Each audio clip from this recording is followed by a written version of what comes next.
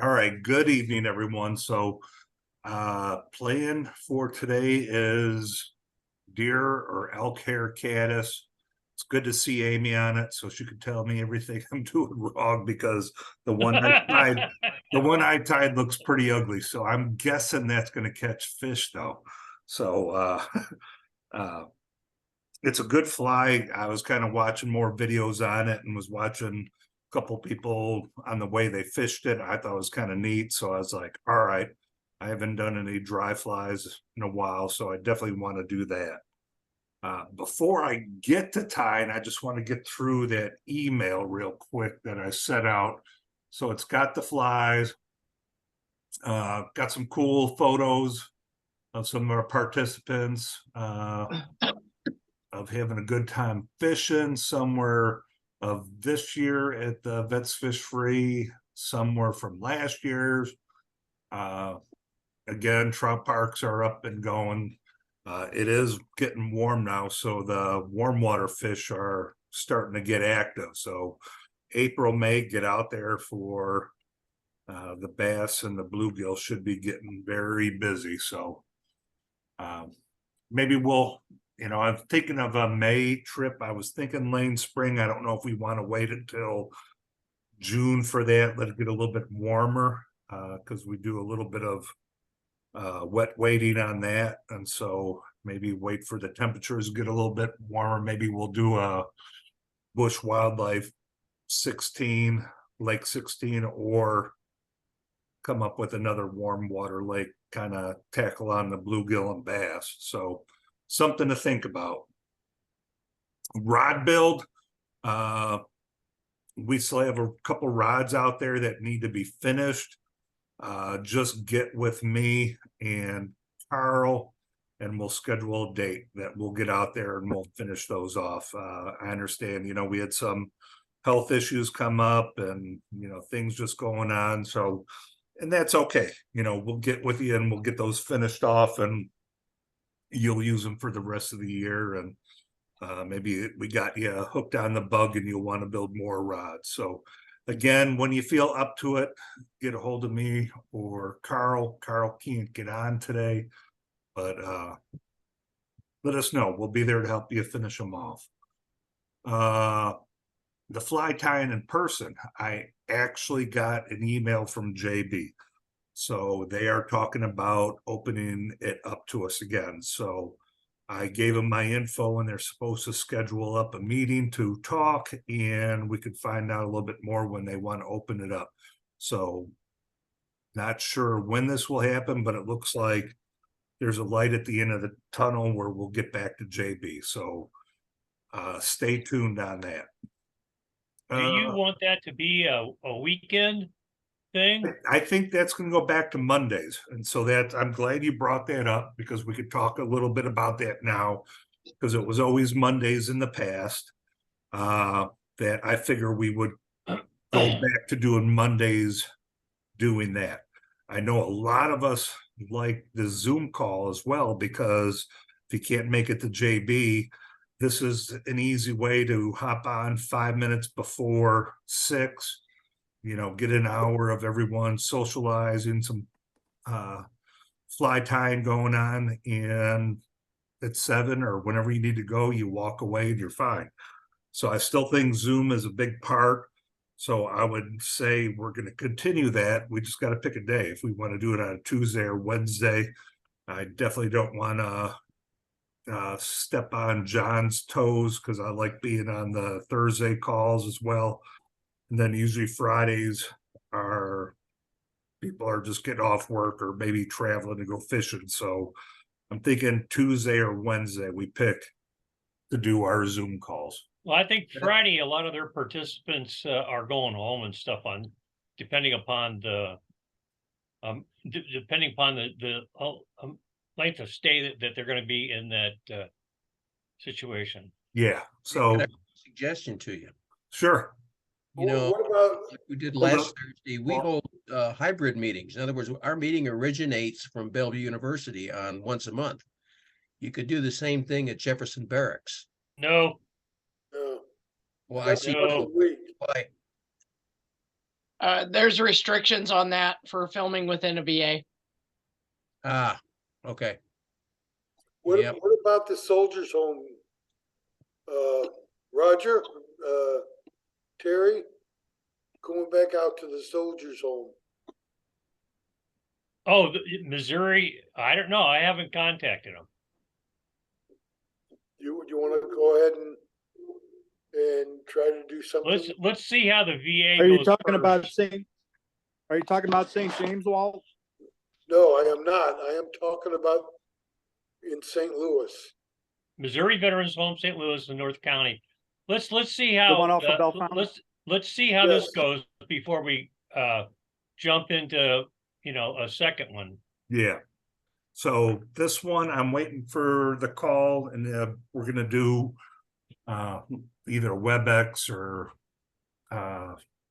Zoom call or Teams call. So just waiting on that. I sent them a reply back, and I'm just waiting for them to get back with me. So lot behind the scenes on that, because I heard, again, I haven't been there in 3 years, and when I was part of that, I only got to JB, I think 5 times. So from what I heard, the old gym is gone, and maybe there's a new one built and not as big. And when I was talking to John, they might not even know where a lot of our stuff is. So we got some work to do. When they open it up, I'll go out there and see if someone could take me around where I could locate our equipment and materials. So, and again, I don't know what condition that stuff will be in, because it's been 3 years. So I'm going up there Thursday, Wednesday, I think. If you want me to go by the gym, I can inquire about their equipment. you could ask them. I don't know if, we haven't been there in 3 years. I don't know if you'll, find the right person of who would. I know who to talk with. Okay, if you want to do that. Yeah, I can do it Wednesday just to see, because the guy that had the key and all the equipment for the blocker and all this stuff, he died, and he had all this stuff. Nobody. What guy are you talking about? Kurt? Not Kurt. Well, he's the one who had the key. No. Yeah, he had the key. Bill Kelly has a key. Ken House has a key. I have a key. Roger, I think, has a key. There's multiple people do. The storage is downstairs in the basement of the new gym. Is it? Okay. There's No, two I'm bins. talking about the stuff that was on the ward. Oh, We had- 52? We had a whole big container of stuff that was on the ward. That was like Building 52 or 53? yeah. Okay. All right. Tom Kale has the information on that, and I think he and Bill Kelly. So yeah, when Jim passed away, those guys have access to that, or they should have the bins for you guys on the floor. But let's wait till Mick has a conversation, because I think it looks significantly different, folks, as far as with vaccination cards, flu shot cards, who comes in property and not. So let's just see what Mick gathers. Yep.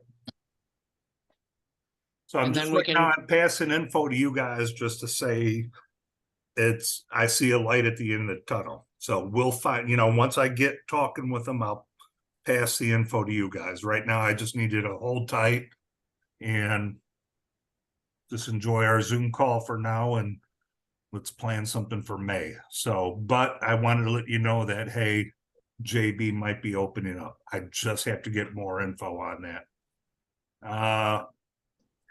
So that's about it. Right now, we'll still be doing our Monday calls. That's not going to change until we know more about JB.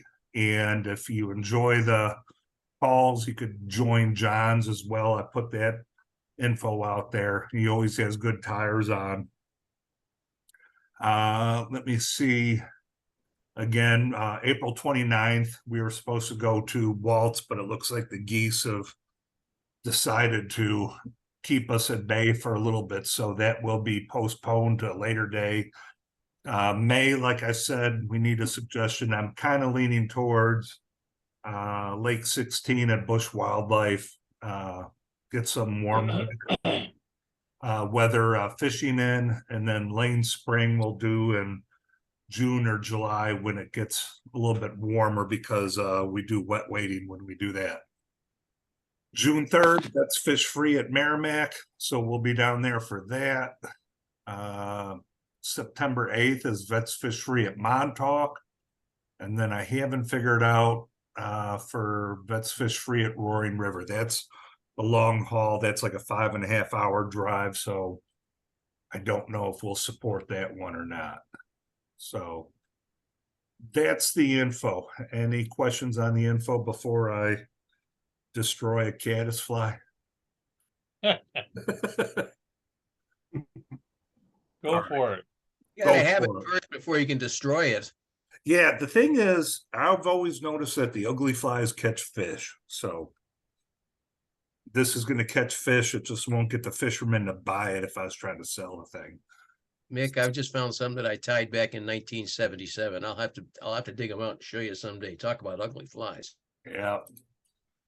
All right, let me spotlight for everyone. So I made the wing way too long on that. So next time around, I will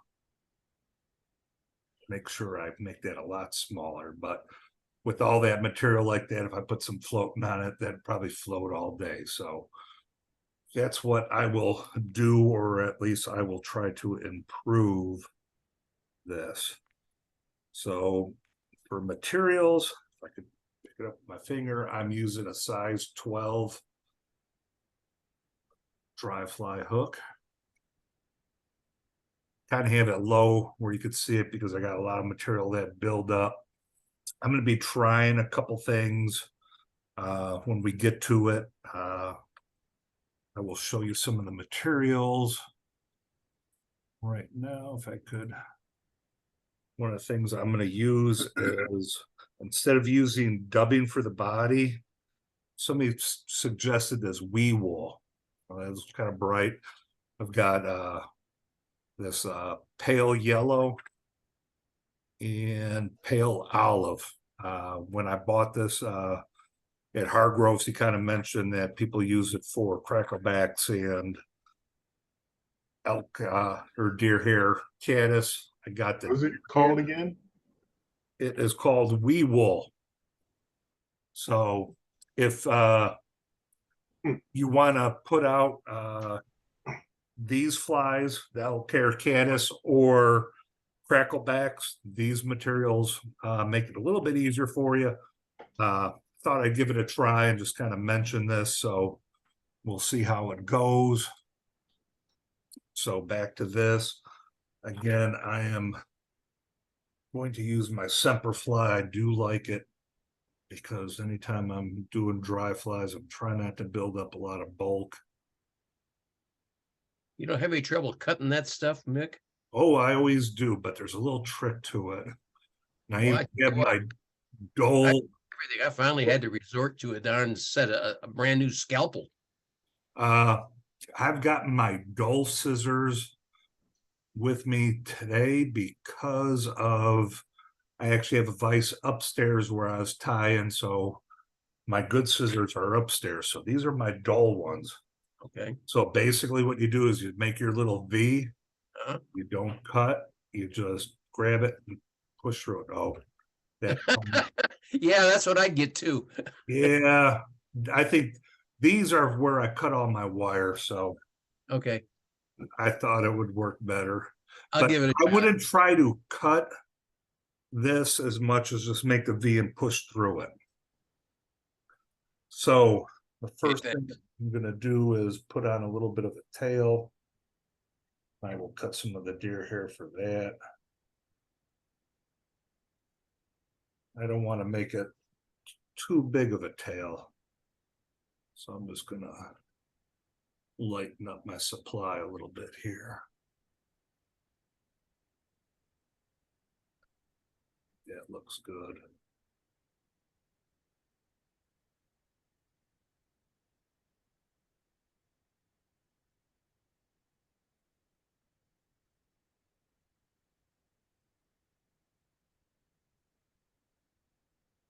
My first attempt on the tail looked better before.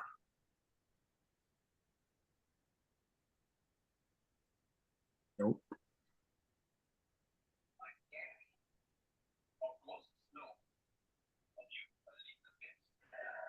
So I'm just gonna tie in a little tail.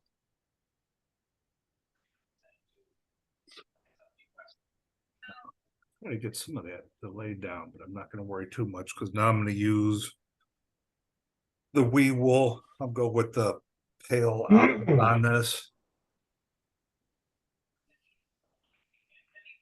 And so if someone really doesn't like dubbing, they could use this. This is kind of fun, you know, different material. Let me give this a spin.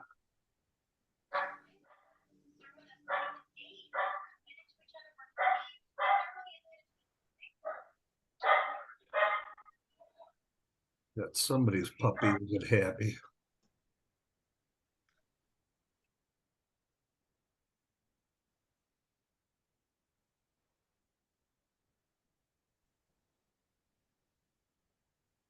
All right. Now I will tie in my grizzly hackle.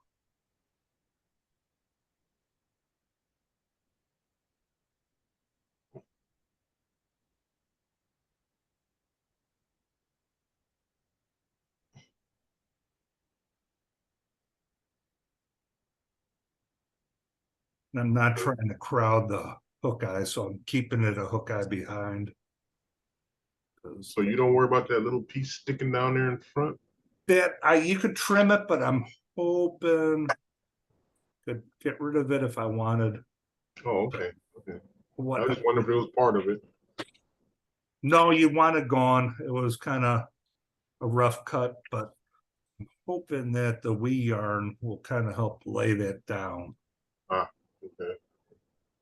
So I will put the wee yarn on. Oops. And this is, materials are not playing nice with me tonight.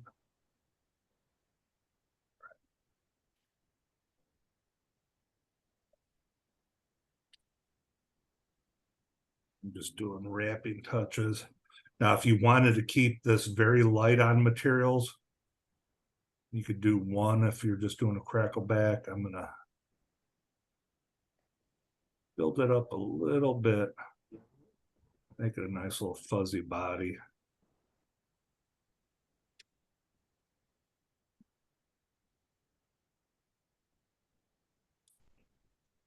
So it's not as fuzzy as dubbing, huh?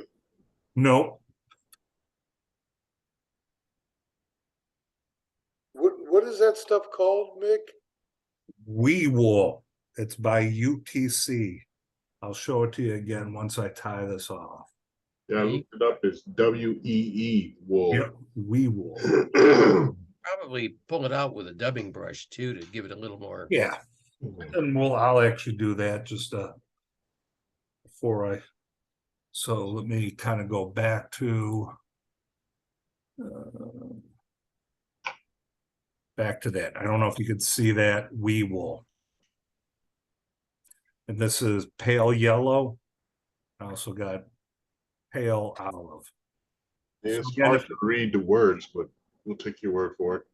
Let me see if I do this. You see, Oh, there we go. Ooh, so I have it in, this is pale olive and pale yellow, wee wool. So just something, you know, it's a different material. I always like to kind of see what's out there. So something new. See, Amazon has it for $4 a spool. There you go. And again, Is that a good price? I would think so. Couple bucks, I think it's fine. Doesn't show with the green background, but kind of fluffed up a little bit there. Lee, it's all relative. Can you get it within the next 3 hours? No. Okay, then no, $4 might be a little high. Then we gotta just make a trip to Hargroves then. I always need, That $4 is a bargain. It is? Yeah, because our nearest fly shop is Hargroves in St. Louis. Isn't that disgusting? Wow. Nothing out there, huh? The only thing that's even close is Cabela's or Bass Pro, and they have gotten, since the merger, they've gotten to, there's nothing there anymore. I mean, you can't, I'm lucky if I can even find thread in stock over there. It's all spinners now. Yeah, they've all gone to bass fishing and saltwater and warm water fishing. So Jay Stockard is my go-to supplier now. yeah, and even our Cabela's is, the fly section is getting worse. Put a little stop in this. All right. Yeah, that Cabela's isn't very good anymore since. No, it's, Just I to give used to, I spent 2 months looking for nut size 20 hooks. And I finally, when I was down at Bennett last week, I was able to find some size 20 down at Charlie's place at an exorbitant price. But hey, at least I've got the hooks now. yeah, Yeah. that's good. Maybe you can get a business license and open up a fly shop. Ooh, you know what? I'm glad you said that. It- No fly shop in Omaha. yeah. No, for those of us in St. Louis that go to Bennett a lot, right now I'm gonna stack the deer here while talking. So if you hear the tapping, that's what that is. Larry's shop out of right outside the entrance to Bennett is under new owners. And man, they Orvis said that was the biggest order they've ever got from Larry's. So you ever been in there? It was always kind of on the thin side of stuff, but whoever these new owners are, just put a ton of money into materials to turn that into a really good fly shop. So something to think about if you need stuff and you want to go out there, because they are really making that a better place. So I'm not sure, Mick. I'm thinking you guys in St. Louis and Springfield and every place else need to start holding more events at Bennett Springs so I can come down. anytime. Yeah, but see, I have to justify it to my wife.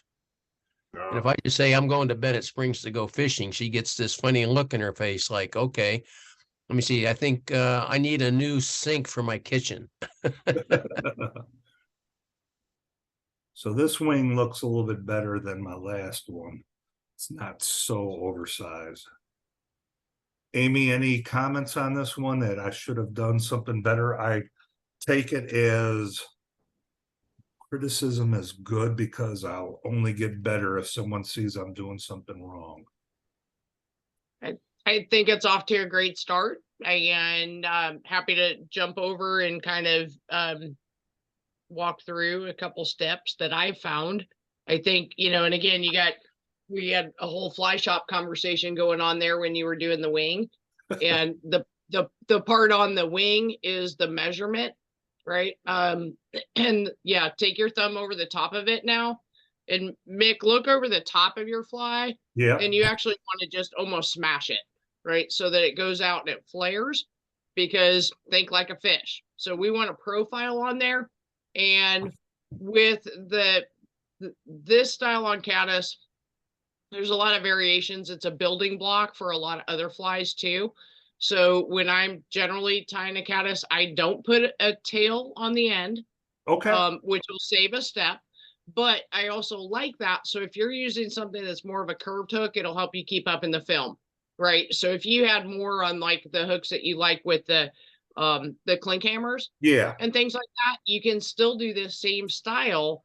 That's when a tail would be appropriate, because that's what's going to hold it up on the back end. Okay, right? So on this, it's all about placement. So the other thing is what I love with caddis, it is extremely productive. You're gonna fish this upstream, let it drift down. Hopefully somebody takes it on the early. You do not want any slack in your line, and meaning you don't want like this whole S going out to your fly, because think of reaction time. By the time you lift your rod, that fish is gone or they figured out. These are quick takes on, but if you let it drift all the way through, so now all of a sudden you're kind of almost at maybe a 10 or a 9 o'clock. I mean, depending on how much room you have to work with, start stripping that in because it'll go subsurface a little bit on you and you'll get a lot of takes on that too. So you can fish it much like a crackleback. I know that's probably making some people cringe, but you can, because you can start it upstream. You get a whole lot of play out of this.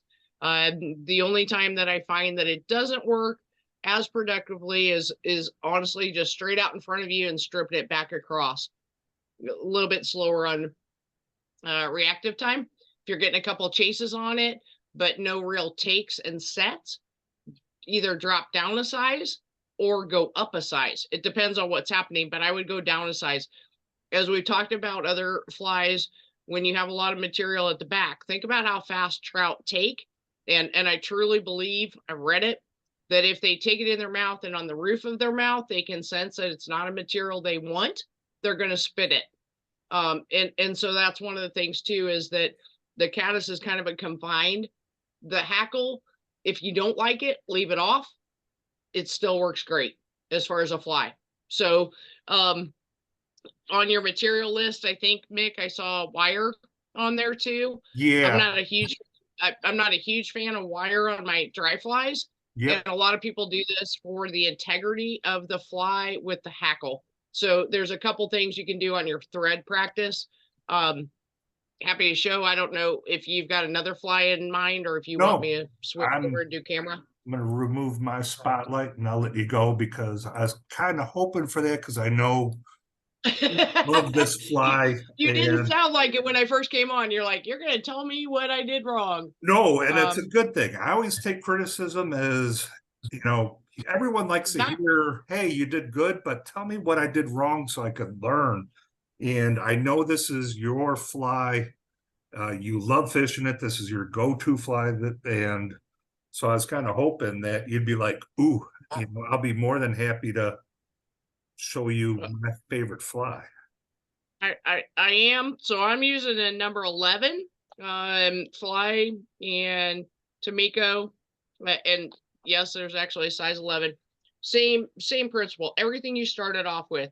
And again, what I'm looking at is that fly is going to sit. So imagine the film of the water. Yeah, and so it's going to sit on there. It's a very gentle fly.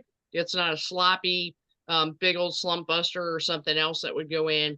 And I want this to ride. So I'm going to play this through a drift. Ideally, I'm looking for bubbles. I'm looking for a seam or something. So, and I haven't used my camera for a bit. You guys okay on the focus? Let me hang on. Better. I think it's Worse. focusing, it's focusing in on your buttons, Amy. It can't. I have an autofocus, so I just need to get it on the hook. That looks good. Better? Okay. Yeah.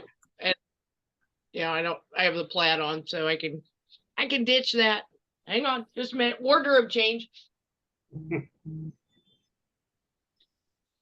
And the thing too is when you're building these out, kind of think through the process of it, because we all have that oh crap moment where you're almost all the way through the fly and you forgot something. So build it in for the last one used out. So on this particular, I'm going to put in my hackle, and when you're looking at hackle, we've talked about this a lot of different times. It's kind of like, how do you buy? You go in and you drop $75 on this and it almost makes you cry because it doesn't even fit in a bag. You can use some grizzly, you can use some other things, and you can actually cut hackle. So that's a whole different conversation. but I'm gonna start with a piece of hackle, and these come in long sections. I've used it all the way down. So to give you some ideas on a caddis, right? So the hackle is that under part, looks like legs, and it gives you kind of that idea on here. You can also get your money's worth, and whether or not it's crackleback, something like that. So all of these that I've kind of been tying are up that same one. You're going to pull off one long one and basically use it from there.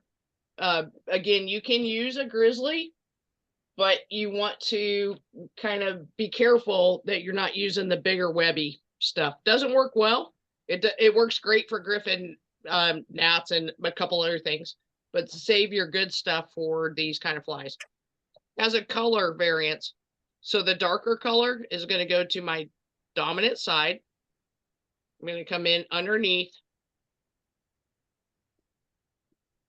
grab it if I can.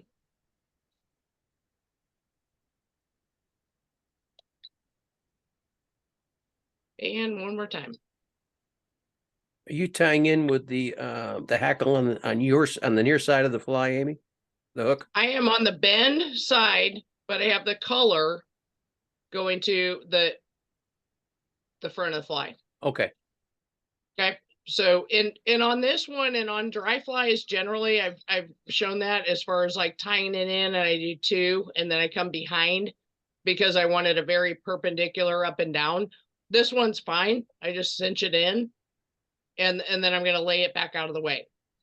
So I've got the hackle in now, and I'm going to use Antron. So similar to, you can do dubbing on this if you want to, but an Antron yarn. You can use the wee wool, what Mick just said, but I'm layering, right? Getting ready to kind of bake that cake. Man, the dexterity is a But real a caddis thing. is kind of a fat-bodied bug, isn't he? A little bit, but it's actually more about the wing, in my opinion. Okay. All right, so I've got my Antron, which Antron tends to be buoyant already. And the more materials you add on, or the more you bind them down, it doesn't make it more buoyant. It's all about kind of a less is more. I don't generally use wire in. I'll tie it in just to show you on this one. So again, I've got a really ultra thin. I stashed it somewhere. It's a really small, ultra thin wire, and it's in red, so you might not even be able to see it, but I'm going to come in underneath here. So I've got all my layers that I want to do.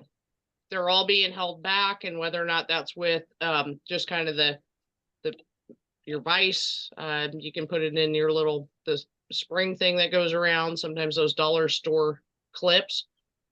And the good thing is the wire is kind of bendy so that you can get it out of the way on this.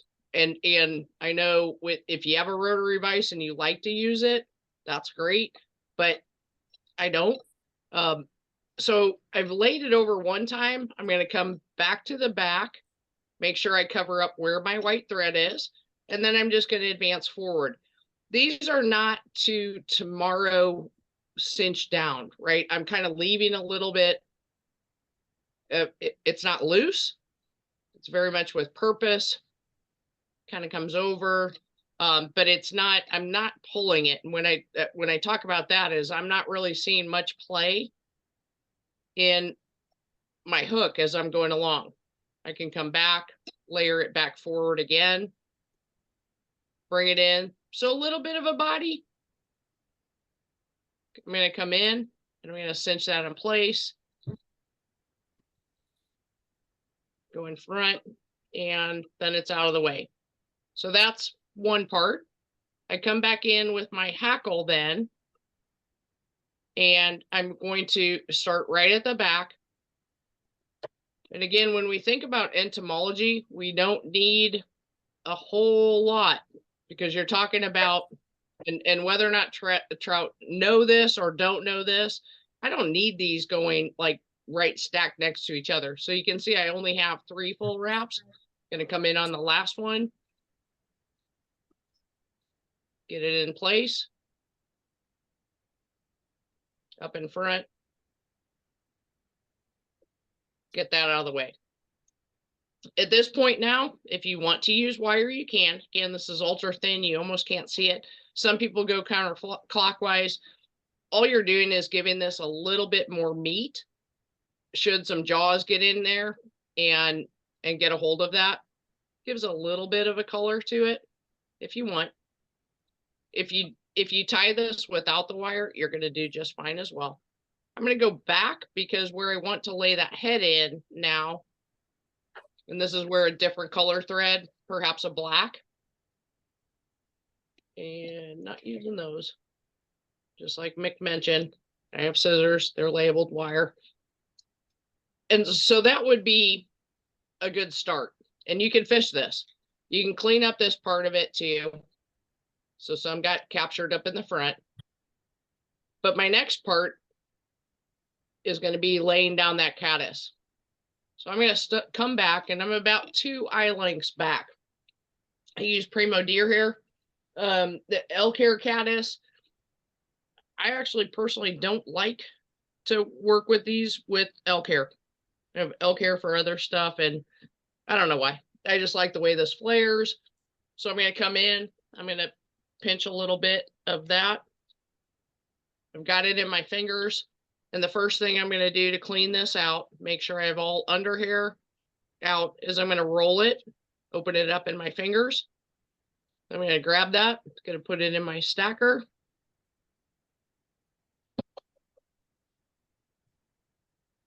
When I pull open my stacker, it's all nice and even. This part is kind of important, so you want to come in and grab it. The idea when you stack your deer hair is not to reposition it so many times that it's all messed up. If it is, start back over, restack it again. So here on the measurement, and this is where, again, this is kind of one of my big things.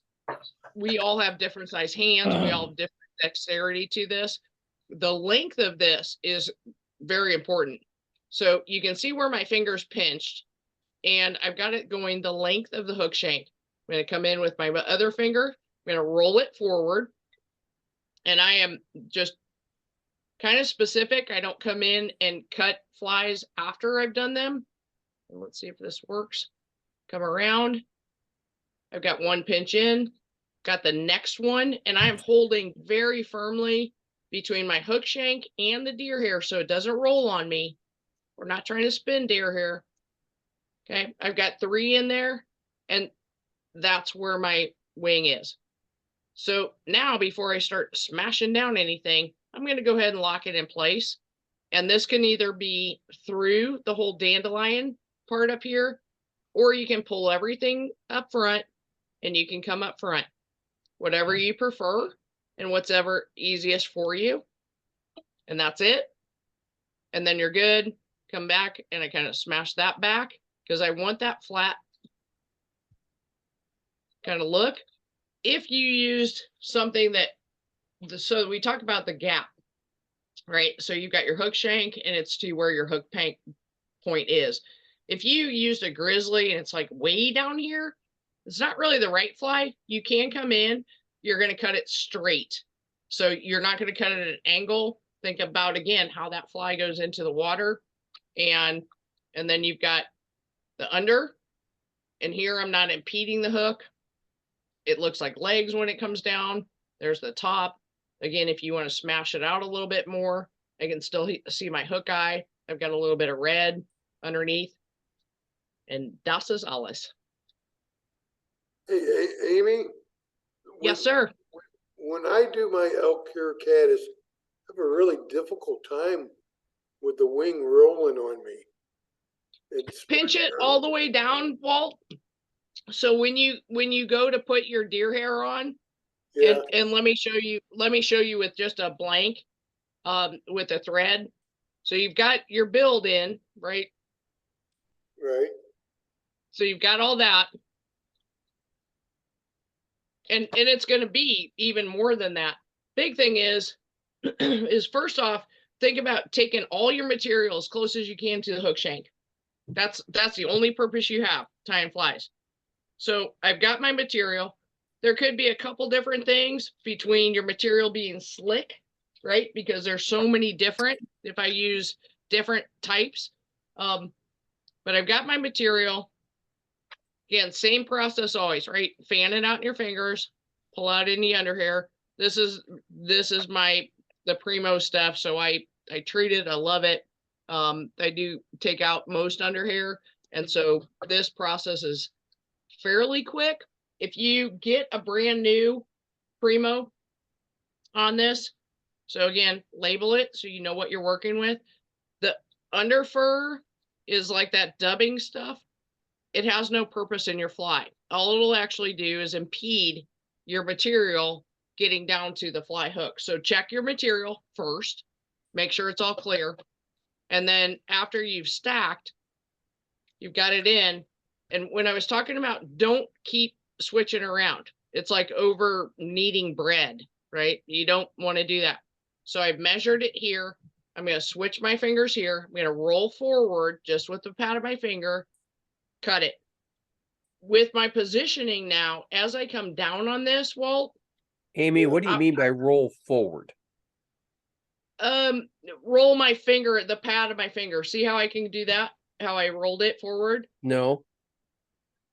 Oh, I see. Okay. Oh, okay. All right. All right. I got you. Got you. So I roll forward, I cut it to where I want, then I roll back because I need a tying area. So if I don't roll back, then I'm going to tie on top of my finger. As far as Walt, when you're coming in on the hook and holding this, I'm actually on like a saddle, right? So the hook shank is right in my fingers. One roll over, the next one perhaps cinch it in tighter. This is where you will understand thread strength breaking. Okay, get it in 3 or 4 times and it doesn't roll, but it's like, let's see if we can do this different. Not like that. Not at all like that. You're right over the top. Equipment failure. Well, no, it's more of how like you want to be around. I'm actually on the nose of my vise with that. And if you don't like this puffiness, yes, you can come in after and you can cut it. I like it. It works for me. If you want it a little bit more squared off like a traditional, but the bigger part is when you have your deer hair and then go to position on it, you're kind of hanging on for dear life here. So I've got the hook shank, the material, and the nose of my vise in. I'm going to come up over the top then, and it stays in place. And it's, you do your one over the top anchor, and then the next one around, and you can cinch. And every once in a while, if I have too much of a buildup, if I'm not paying attention, it'll roll on you. Roll it back. I mean, the biggest thing is it's all still workable. And especially when you go to look at the under part of your fly, if it is not how you like it, manipulate it a bit in your hands, right? Like that. So you can turn it, you can manipulate it in. I'm still not done as far as the tie-in. That's part of fish taking it, in my opinion. And so you might be checking your fly every 3rd fish you catch. Make sure it's even out. Make sure you haven't lost a leg if you use it for a different kind of pattern.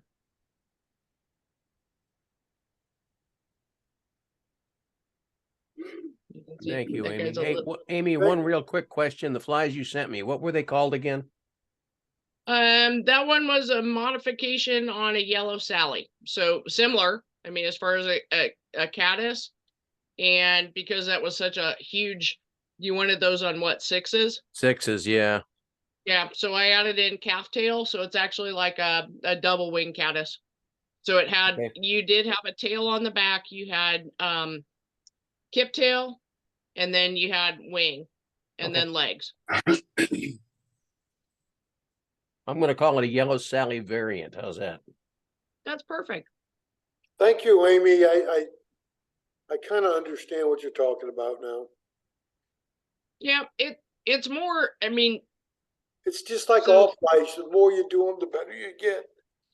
Well, and it's, remember, the material works for you, right? So if you come in, and a lot of times as we're teaching folks, we're like, oh, loose wrap. Well, loose wrap has a whole different meaning to some people. So instead you see them going, oh, okay, loose wrap, right? No, loose wrap means not touching.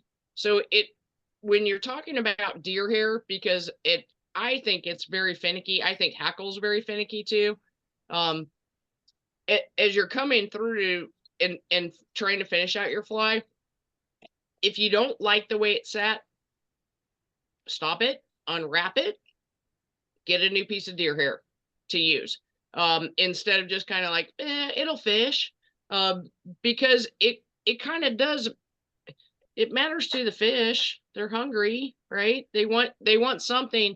But if you're finding that you consistently roll every time that you put deer hair up, what I would say is it's a matter of how you're holding the deer hair when you first make your initial tie-ins, because you're either anticipating like, oh, it's already in place, and you're going to let go and it's going to roll. And to give you an example, so I've got this on, and I'll show you a couple different, I'm just going to use some crap junk that I have down here that I cut off. Sorry, not using my good Primo for this demo. It is still the Primo, but it was a mess up, because if you mess up, then just put it aside. So here I have, and I just cut it off. It's not very straight. So the first thing is straighten it out, right? So everything comes out where you grab it. And you can see, I don't work this back and forth. Measure it, come in with your fingers, right? And if you don't like to cut it off ahead of time, so be it. I'm okay, figure out what works. But look how far down my fingertips are, right? I've got the nose of my vise. I can come over the top time. And the difference with spinning, and we've got Denny on, I think, already. Yeah, if you want to see somebody spin, he can spin. But let's say you put this on here and you don't like, back it up, take your time, right? Remeasure, put it on, come over. I've got it on top, and I'm going to flare that out. Now, if you were spinning it, that's a whole different thing, because you kind of make your crease, and then you're going to come around again. Then you're going to turn, and that's how it spins it. If it's doing that, you're not anchoring on your first set. So it's all about the wraps and when you angle them. Right? So on To this, avoid that, would you cut it off? you just pull it off. Done. You guys are all jealous of my fly tying room because I can drop all that stuff on my floor. Yeah, but you got to pick it up afterwards.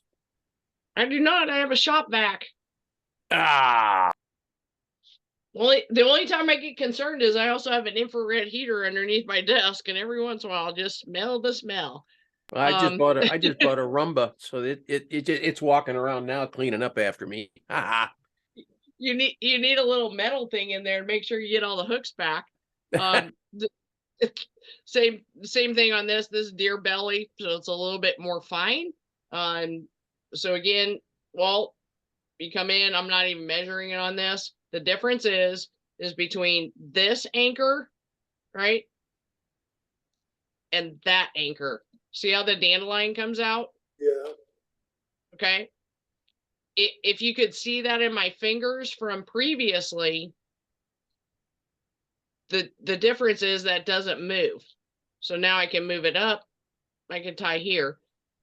I don't like to come in and cut the flies after, right? I don't want to have to be doing this to get a caddis. That is a mess.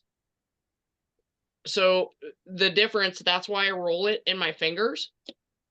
And again, if you don't like it, then you cut it off and you start over. But it's very beneficial, because for so many different things, you really want to know how to use the materials, because if they're not doing what you intend, it's just practice.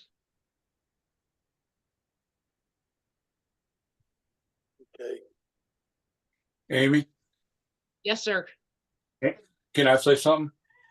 Absolutely, Uh, you can. We got the spinning expert on speaking. Walt, if you're having trouble with the elk hair rolling on you, what you can do, you can put that elk hair on top of the dubbing instead of placing it on top of the bear hook or the threaded hook. That'll keep it from rolling on you. A lot of people that tie humpies will put their deer hair on top of the dubbing to keep control of it. okay. Thank That'll you. prevent a lot of it from rolling. But you only need a small amount of dubbing when you place that deer hair on top of it. Yeah, I think that's the way Al Beatty does his humpies too. He puts the deer hair on top of the dubbing and then just pushes it forward. Correct.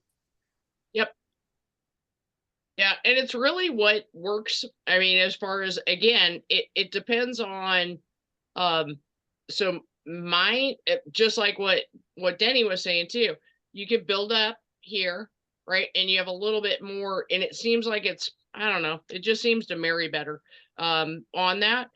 Mine tend to roll more, but I love the flash of color in there, so you just work through it, right? You're like, okay, I will get this. Have a bunch of it, and if nothing else, that's what, just use one, practice one, and keep figuring out your technique. But I think that's true as far as, especially with that metal. Think about it, hair to metal, and that's some great looking dubbing though. I just made that in my coffee bean thing earlier. I really like that dubbing. Sorry, squirrel. Looks good. It's kind of a mixture. I did a couple different things, and if you guys don't have, or you haven't confiscated your little Mr. Coffee Bean thing, it's great for making some dubbing. It's great for mixing colors, which I really liked. Well, I have nothing else. And Mick, again, it's great. And I know, dry flies are not your favorite. Yeah. But I give you lots of points for trying it, and it's fun. And then what I love with these two is you can go a lot of different sizes. And I would say the last bit of advice I'd give anyone, if you ever wanted to learn how to tie a fly and you're around someone that that likes it, like Amy, tie it in front of them and just absolutely destroy it, where they have to come in and show you how to do it the right way.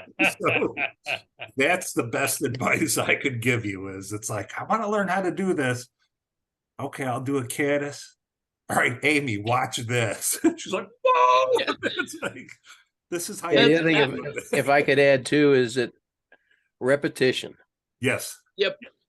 After 50 years of tie flying, and only 5 of which are decent, 5 flies, I mean, I found that if after the 10th or the 12th fly in a series, when I'm sitting at the vise, I finally get one that I can consider a decent looking fly. It's just, that's the way it is. Yep. So just repetition. Okay, And what is patience, it? patience. Is it tie flying or fly tying? Oh, Yes. Yes. yeah. All of that. Now, and it's great. And I think that's, I know I've done a couple different fly tying exchanges where you tie up a certain number of flies and you ship them off and do.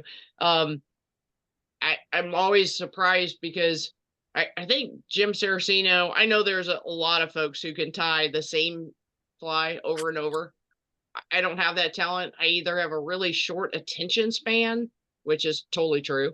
And the other thing is I think as you sit down, or if we're only sitting down at our vise once a week or something, anyway, it does take a little bit of practice, but I think it's also practicing every single time as if you're going to show it to someone. Yes. I don't know. I think it's something, I'm not a real big, oh, that'll catch fish. It'll catch fish. But I know, Denny, you've got a lot of years on. Great thing about an elk hair caddis, you cannot fish it wrong. It's a great fly to start a beginner on. Yep. And it's good on every fish that I know of. It's warm water, cold water. It fishes all of them. And I So take I a, fished, go ahead. go ahead, Daddy. When I take somebody new out on the water, usually the elk hair cast is what I put on their line, because you could trying to coach somebody, tell them about line drag. That's the best way to catch fish on an elk hair cast is on a sweep. And you just, Yep. like I said before, you can't fish it wrong. It's a great fly to start out on.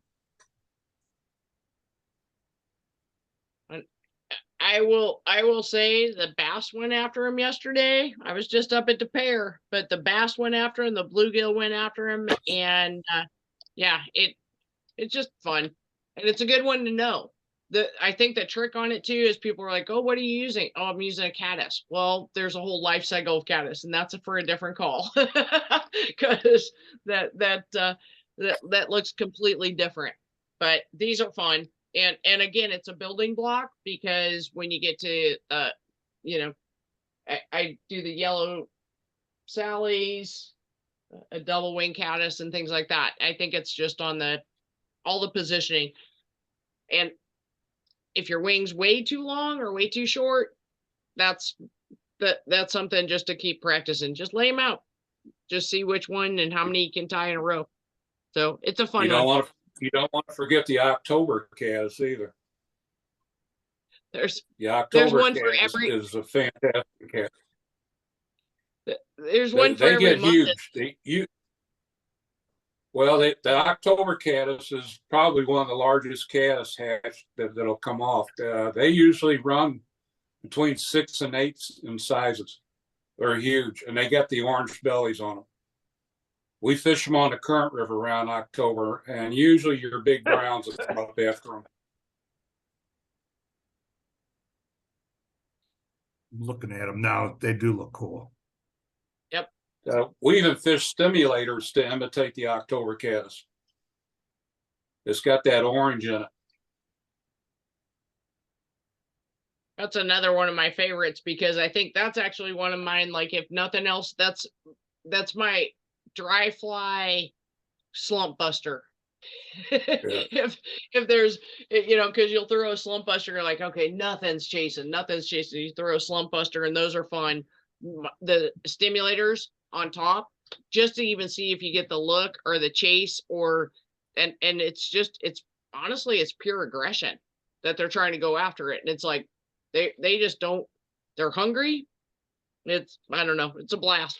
There's a lot of dry flies, but I also caught a few nice ones on grasshoppers in February, which is untraditional. Maybe we'll do that next week. Grasshoppers for next week. It is getting that time, so we're going warm water. So I think we might do grasshoppers next week. Does that sound good? All right, cool. Hey, Mick, one thing. I wish. Yeah. The 29th, that's this Saturday, right? Yes, and you said you're postponing it. When do you want to go ahead and schedule it for? I mean, we can do it, but the geese, who wants to get chased by a goose? Raise your hand. No. Chase them back. What? Oh, they hurt.